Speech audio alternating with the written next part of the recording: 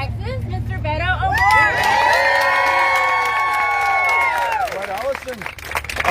Thank you all so much for coming out. And I want to especially thank Jonathan, our other candidates who are running for important positions of public trust in the community.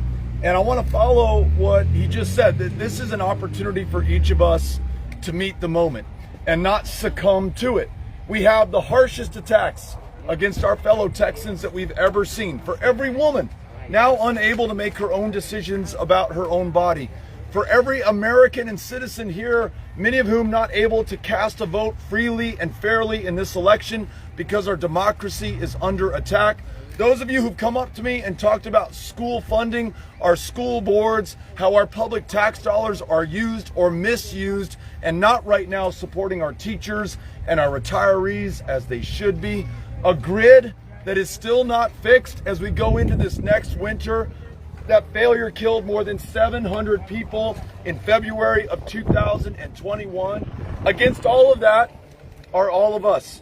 And what we're going to do right now is make sure that we knock on the doors of those voters who can decide the outcome of this election. We're going to do that for ourselves, for our fellow Texans, and we are especially going to do that for these young children who are here with us right now, who do not get a vote or a voice in this election, but through the actions that we take. I just took a picture with Julie, who's in 5th grade. She was there with Jacqueline, who's in 4th grade, I believe. And Julie said, I wish I could vote for you in this election. The way that she can vote for us is through us, right?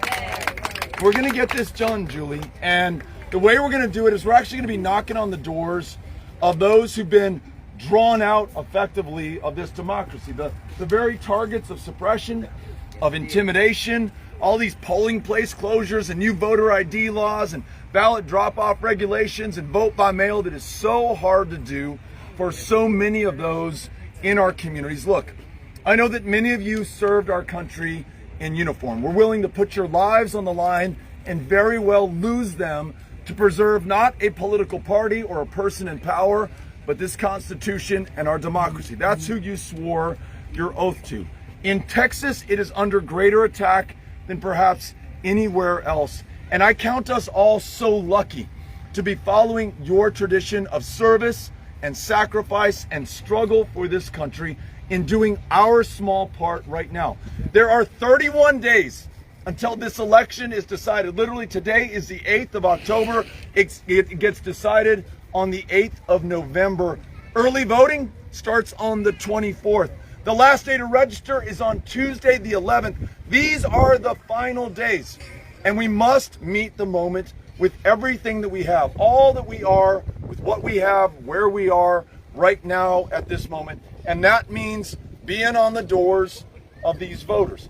And in our own words, from our own hearts, we can talk about what compelled us to come out today. Say, look, I'm standing up for world-class public school education, or I want to make sure that this state allows us to see a doctor, fill a prescription, go to a mental health care provider. I just want to make sure every woman able to make her own decisions about her own body, her own future. And in a state which today has more school shootings than any other state in the union, I'm sad to say, where gun violence is the leading cause of death for kids and teenagers. And yes, it happens in our schools, it happens in these mass shootings that we read about, but it happens day in, day out in our communities, so numbingly common that names no longer make the newspapers, faces no longer appear on the news. It is as though we've accepted this as the price of living and maybe dying in the state of Texas. I know that our kids' eyes are upon us at this moment. It is their judgment that I fear more than anything else. And we're raising 3 of those little kids in El Paso right now, 15, 14, 11 years old. They are counting on me.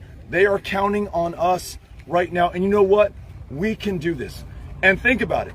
If you'll go out there and follow Allison's lead, she's going to give us some brief instructions on how to knock on doors right now. If we'll go out and spend an hour, 2 hours, if you got it, and reach those voters where they are, I promise you, they are far more likely to vote than if you didn't show up at all. And this is the profound, powerful, poetic, political justice of what we're doing right now. The very voters who were drawn out of this democracy, we're going to bring them in and make them the margin of victory when we win this on election night. You all ready? We are going to get this done. We are going to do it together. We're not asking you to do anything that we are not going to do as well. So, as we just did in Fort Worth, where we knocked on doors for about an hour and a half, we're going to go knock on doors in Killeen with you right now. We're going to go talk to and listen to those voters that we need to bring out. And we're going to remind each other, we're not a red state, and I don't know that we're a blue state. More than anything else, we are a non-voting state today. The only way to change that is to meet those future voters where they are. So thank you for doing this great work. Know that there are 700 meetings just like this taking place throughout the state of Texas over this weekend, the biggest weekend of action that we've had. We will be knocking on hundreds of thousands, if not millions of doors over these 2 days. So you are part of something big, important. You are part of a victory right now that we will be celebrating in a minute. Thank you all for coming out. I'm going to turn it back over to Allison, who's going to lead us in what we need to know as we knock on these doors. Allison, take it away.